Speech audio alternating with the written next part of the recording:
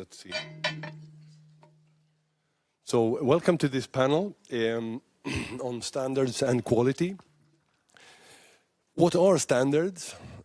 What do they do? How are they used? Are they still relevant or useful in today's AI-driven world? To help me explore these questions, I have with me three prominent experts in standardization. Eva-Maria TILLMANN, responsible for quality management in the German LSP oneword and very active in the German national standards body, DIN.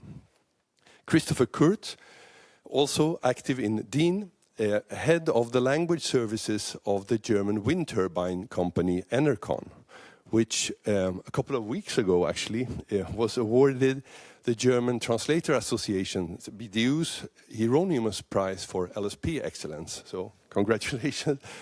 And Christopher has also a PhD thesis on quality management and Six Sigma belts up the sleeve. Alan MELBY, you know him already since yesterday, representing FIT's Standards Committee, active in the US National Standards Body, ANSI, and also president of the non-profit LTAC Global. Before I give the floor to the panelists, let me just set the scene. So, standards can be described as agreed ways of doing something. As we heard yesterday in the morning, standards take years to develop. They involve hundreds of experts from a large number of countries from all over the world. And they are developed based on consensus building, which make them authoritative and a kind of distilled best practice. Standards contribute to quality by describing or prescribing workflow processes, with the idea that quality has to be built into the processes throughout the workflow. They also contribute to quality by defining key concepts, key terminology for the activity concerned, to ensure that the stakeholders understand the same thing when they talk about the activity. And standards can also establish competence requirements for the people who carry out the work.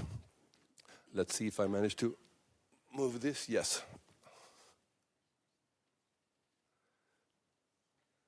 So yesterday, around the panel discussion on quality, we heard that a basic principle for ISO thinking is that quality is not defined in absolute terms, but as compliance with requirements. And this has two very important consequences. If quality is defined as compliance with requirement, it is essential that the requirements are known, understood. They have to be made explicit so that all stakeholders understand them. For users, for clients, it's important that they can keep track of what they actually asked for. For providers, it's essential that they understand what they're supposed to produce, so they can set up efficient workflows. The second consequence is that if you don't evaluate the output, you don't know, as a client, you don't know if you got what you paid for, and as a provider, you don't know if the workflow you set up worked according to plan or was efficient. This focus on specifications and evaluation are basic principles for quality management in whatever area, not just for translation. However, as we all know, for translation there is this recurring issue that clients tend to order translation by saying just, I need this translated by tomorrow, without any further specifications. And also today, we heard a bit before today, the idea of commodity.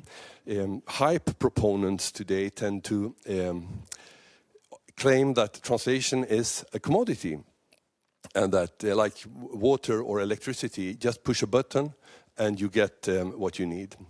So what we will try to do here is to argue the case against the commodity thinking and in favor of a specifications-based approach to translation. And we will focus on the ISO's 2 most recent translation standards that were adopted last year, plus a new initiative on standardization regarding labels. And we will do this comparing translation with another type of service provision, eating in a restaurant.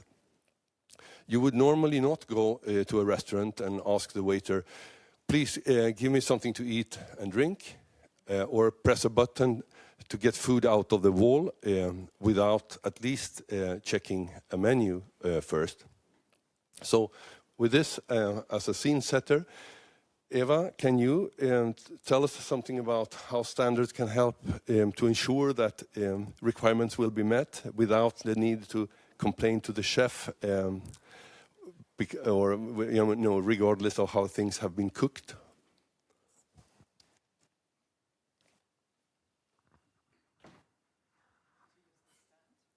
Possible? Okay.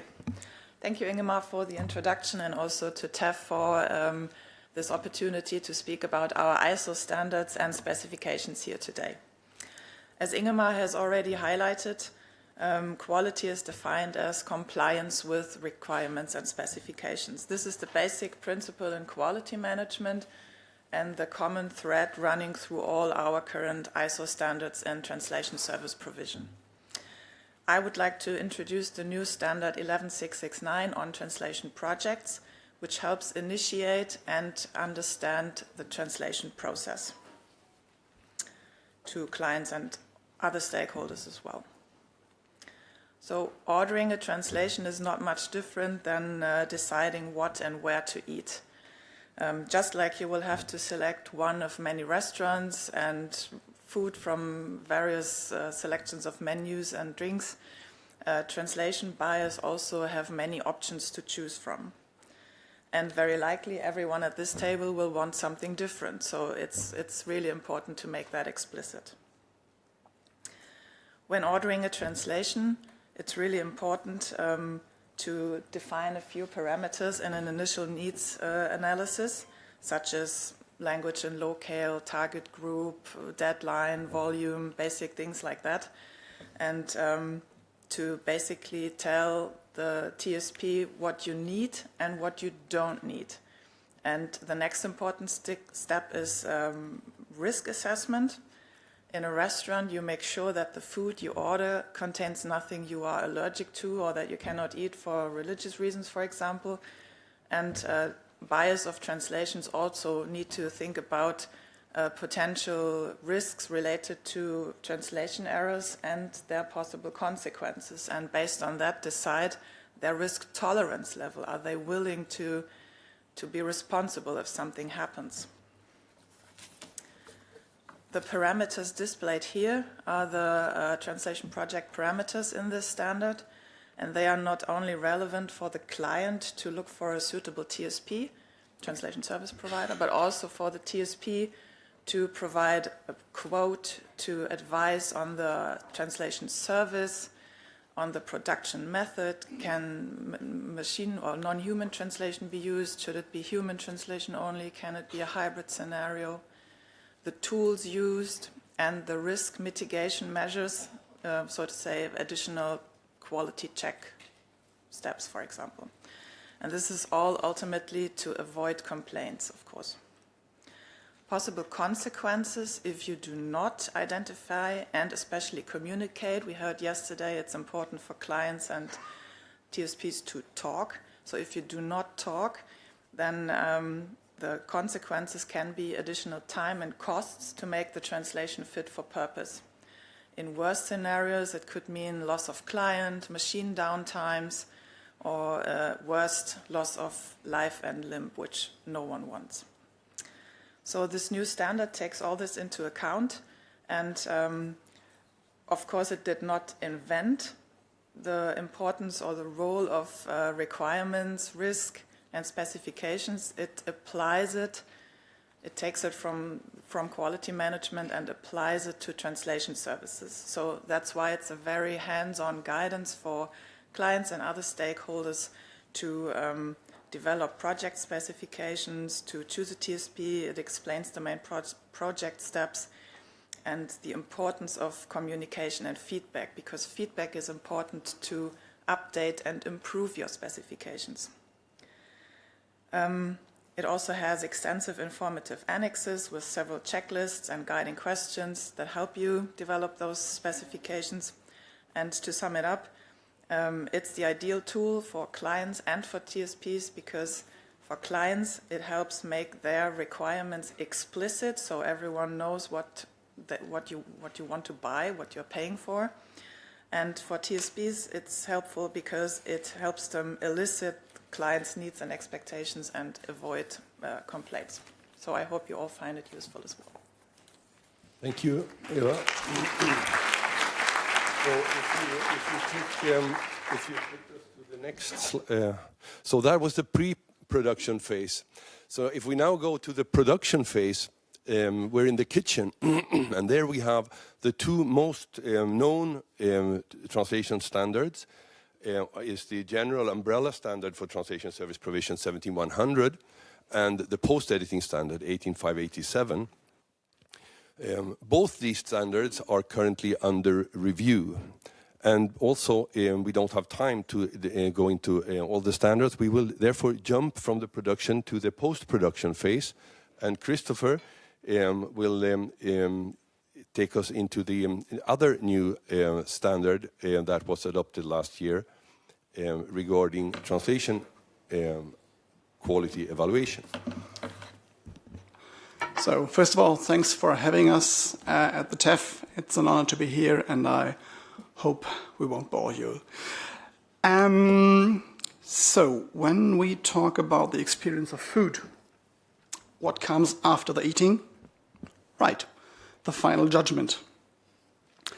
I guess everybody in this room will have made the same experience. They like my food? If yes, why was it good?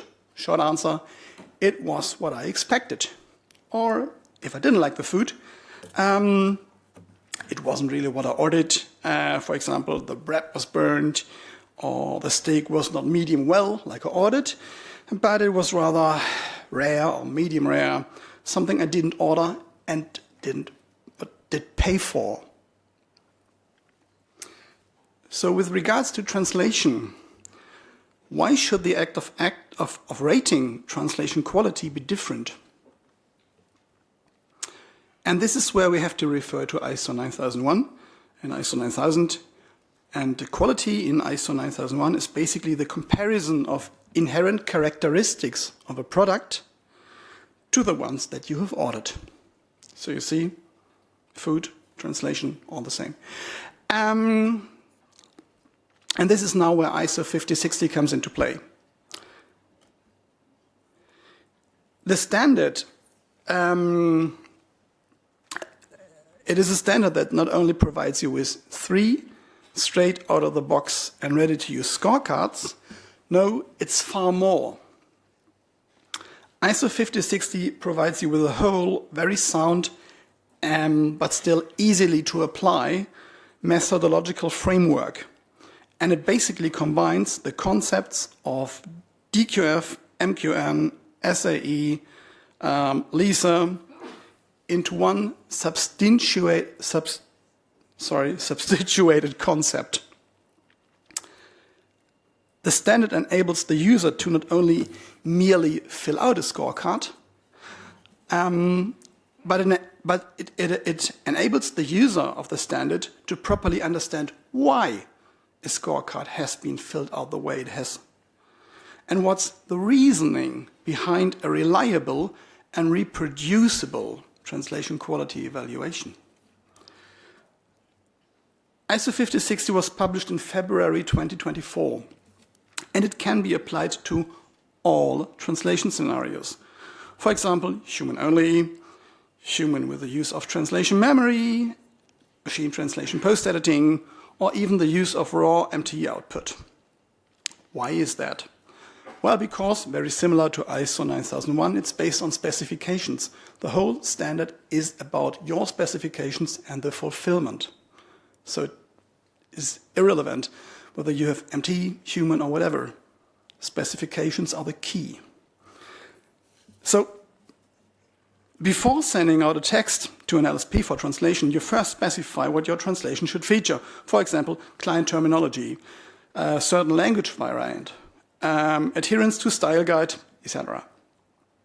And after you get your translation back from an LSP, you can analytically go through the translation segment per segment to check whether the translation is compliant with your specifications or not.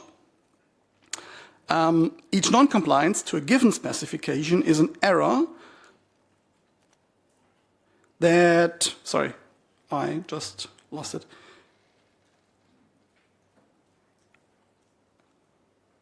Okay, so after you get your translation back from the LSP, you can analytically go through the translation segment. Okay, each non-compliance to a given specifications is an error that has to be classified and has to be recorded into a scoring system or a scorecard. So basically, have the numbers, and that's it. And this is why ISO 5060 is so open to any translation method. It's about adhering to your specifications. The results of such a translation quality evaluation are stable and reliable. And the ISO 5060 process enables something called inter-rater reliability, which means basically that no matter who conducts a translation quality evaluation, the result between two different evaluators will roughly be the same. And we have started 6 years ago in my department with translation quality evaluation for different evaluators for the same language. And yes, if you do it properly with specifications and if you lay out everything, there is really an inter-rater reliability. Basing quality evaluation on translation specifications and also providing proper training on evaluation principles, how to go about, produces clear objectivity and reduces significantly subjectivity. And to bring this short presentation to an end and to address the last and most important question, is there a CAT tool integration? Yes, there is. It is even there. So ISO 5060 has 2 scorecards available in TADOS 2024 Service Release 1, and we are talking to other CAT tool suppliers to make ISO 5060 available in also the other CAT tools. So, thank you very much.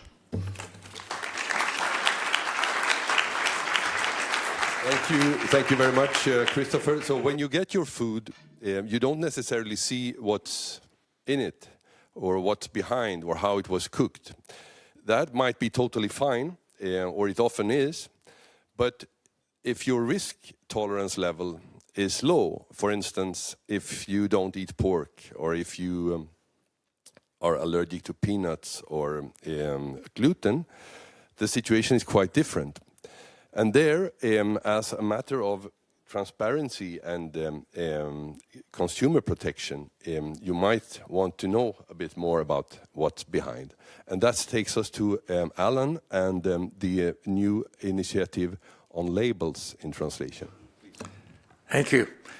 I must avoid the temptation to continue the discussion of specifications and evaluation, because relating to the keynote, contrary to popular belief, it's not just about linguistic errors. Linguistic errors are a reflection of lack of achieving the purpose or effectiveness, and it's reflected in the linguistic error. So don't underestimate what my colleagues just said. Now, something that we've kind of avoided the last couple of days, at least I haven't seen it much, is the rather pervasive nature of raw automatic translation, also called non-human translation. We're talking zero human intervention before it reaches the end user. The estimates vary, but approximately 99% of the translation that's produced on a given day billions, that's thousands of millions of words per day, is raw automatic translation that gets all the way to the end user without any human intervention. Is that scary or what? Can we do anything about it? Can we stop it? No. But can we do something about it? Yes. And that is that we can promote the use of labels. Now, continuing the analogy that my fellow panelists and I agreed to use, which, by the way, I'll state the obvious, is something that you are invited to use when you speak with people about specifications. Use the analogy, if you wish, if it speaks to you, the analogy of food labels. Here's these labels. There are 5 labels in this particular menu. Some of them you probably recognize. The one up there contains peanuts. That's quite easily recognized. Does not include any shellfish. That's an important one. The one on the upper left-hand corner is a common logo or icon for vegan. And then lower right, very important, gluten-free for my grandson, who is not just gluten intolerant, but has celiac disease. So we're always looking about that one and how they prepared the food. Then the one on the upper right-hand corner there is a new one, the 9th one, just recognized by some food council as a common food allergy. Anybody know what it is? Sesame seeds. So these labels are a form of consumer protection. They're widely recognized. You know, who's against consumer protection labels? I don't find people who are against them. So a few years ago, we decided to build on consumer protection. Say, how can we apply this to translation and translation labels? Well, let's rebrand the end user of translation as a consumer of text. Okay, so now we have a new kind of consumer. Well, it's the same consumer, consuming something else. Now, what can we do to provide labels that are useful? Remember now, this is end user labels. What would be useful to an end user? Well, after several false starts over the last few years, we've reached a broad consensus within the Labels project that the high-level division should be professionally verified translation versus everything else. Now, what's surprising about the everything else is that it includes not only raw automatic translation, which is to be expected, but it also includes human translation by a non-qualified person. And this has been, I think, substantially proven in recent studies that machine translation and translation prompted Gen AI has now reached the stage where a non-qualified translator, their output is not clearly superior to the raw automatic output. Is that a problem? No. That's an opportunity, because now we can really say we need professionals, because qualified professional translators, their output is clearly superior to raw automatic translation. And we can back this up with studies. Probably most of you believe it already. It's not very long that it's been this way. It's not just human translation versus machine. It's professional, qualified professional versus everything else. Now, this is the next part. I think that we'll then find out how this fits into the whole ecosystem, and I'll be here till tomorrow afternoon, and anybody who wants to talk about labels, anyone who knows me, is aware that that's something I love to discuss further. Ingemar. Thank you very much, Alan. So what you see on screen is the ISO translation standards ecosystem, the main components. There are some more, but not to overwhelm. And the specifications run like a red thread through all of these standards. And what ISO has done last year is to add guidance for the beginning of the process for how to, hands-on guidance on how to develop specifications to ensure that there are briefs to guide all these subsequent steps in the project, and also adding guidance at the end on how to evaluate in the quality. As to the cuisine, as to the kitchen part here, the production phase, we didn't, I mean, these main standards, the general standard 17100 and the post-editing standard 18587 also have a strong focus on requirements. But as I said, they are under review currently. And Eva, you are in both, in the project leadership teams of both these updates. Can you say a few words about what we can expect from these reviews? Of course, yes. So both standards have not been reviewed for the past 10 or 5 years, depending on the standard. And the reason why we have now started this review is that the working scenarios in which we all work have changed drastically in that time, and especially the technological development has made that necessary. So the working group, and what I can say about the current status is, of course, what is happening right now.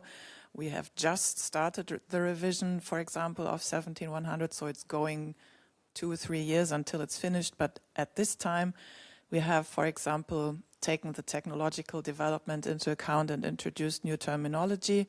In the post-editing standard and in 17100, we are no longer talking about machine translation. We are talking about non-human translation because it includes every technology. We have opened 17100 up. At this moment, it's no longer excluding the use of non-human translation and post-editing, which is currently the case. And we are focusing much more on the hybrid scenario where both production methods are combined during translation, which is the current state of the art really in most translation projects. And regarding the specifications, we are trying to harmonize both with the newer standards that we have presented today and focus much more on specifications, on risk awareness and the relevance of the human in the cockpit, as we like to say. But in that case, does it make sense to maintain these two standards separately, or would it make sense to, or merge them? It does make sense, and we are discussing this. Most experts that are currently active in the working group are in favor of merging it, so we have started to implement the post-editing standard into 17100, because in today's working scenarios it really doesn't make sense anymore to separate between human and non-human translation, because most projects take place in this hybrid scenario where both methods are applied, and we are trying to move away a bit from those predefined processes and specifications and go towards client-specific or project-specific specifications that need to be fulfilled in the end, no matter what production method has been used. Thank you. Can standards, considering the very fast technological development for translation during the last years, can standards keep up with this? Well, standards can be reviewed or are regularly reviewed every 5 years. The risk is very high, as you can imagine, that we are outdated the moment we are published. So we are trying to be as technologically neutral as possible. And therefore, we are not mentioning any specific technology or tools. We are focusing on what they produce. So we are talking about what to do with the output, how to make it compliant with specifications, and we're avoiding any technology. And AI doesn't change that. I mean, the kind of qualitative leap that AI implies. No, I mean, everyone applying the standards has to make sure in whatever way that the output produced by human, by a non-human system or whatever, meets the client's requirements in the end, and that's what the standards ensure. So the standards basically protect the client in the end. It's kind of client protection as well. If the TSP follows the standards, and it helps the TSP also. We have seen the ecosystem. We have a standard for all the steps in the translation process. So AI or like non-human translation is just one factor in this whole translation process. It's one production method of many. So as long as the specifications are met in the end, that's what we want to achieve. So even in the age of AI, our standards are very relevant. I see the host getting nervous there. Can I ask one more question to the panel? Yeah, thank you. Christopher,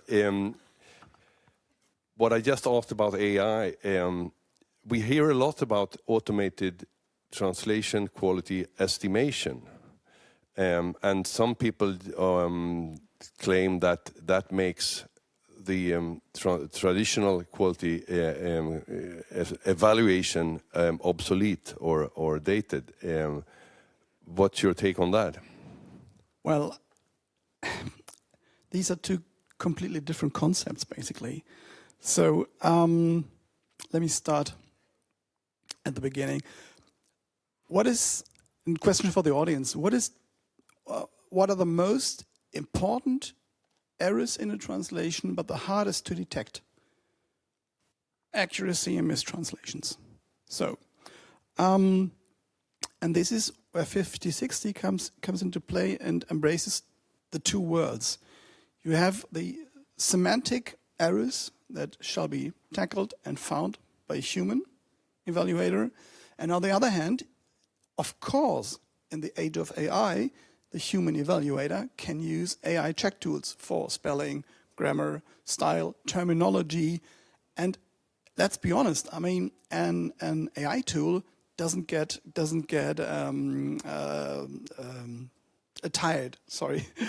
tired after 5 hours of checking a translation. Each of us might have checked translation for spelling and whatever, and after 5 hours you really get tired. Tools don't get tired, and if you have a tool that can really binary check right or wrong, tools have their right to exist in this process. Yeah, but what we shouldn't mix is quality estimation and quality evaluation. So the evaluation produces reliable translation quality data, and you can build from that reliable translation quality KPIs.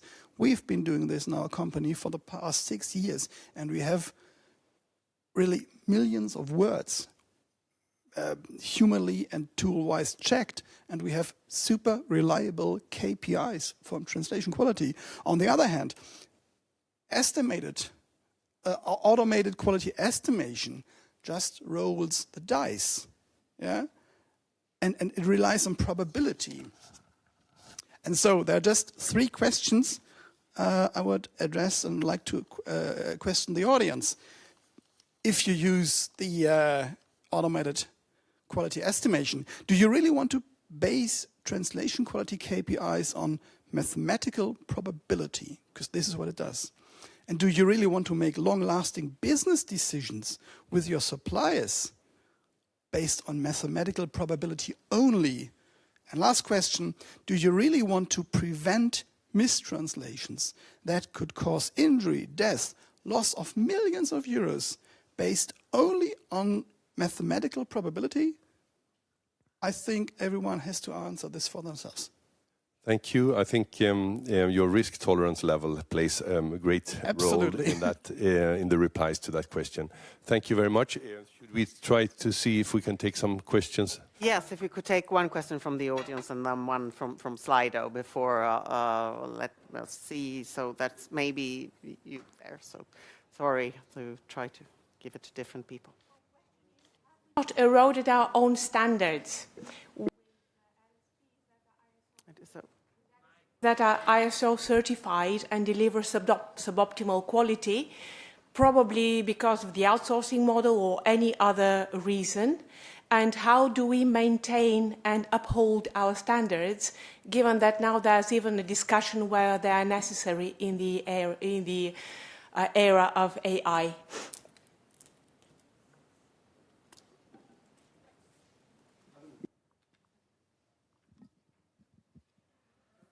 How do we uphold our standards? Is that the core question?